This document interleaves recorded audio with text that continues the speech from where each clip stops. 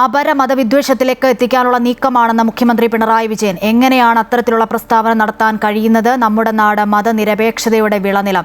ഏതെങ്കിലും ഒരു മതവിഭാഗത്തിൽപ്പെട്ടവർക്ക് മാത്രമേ മത്സരിക്കാനും ജയിക്കാനും പറ്റൂവെന്ന് കരുതുന്നത് ശരിയല്ലെന്നും മുഖ്യമന്ത്രി തൃശൂരിൽ പറഞ്ഞു.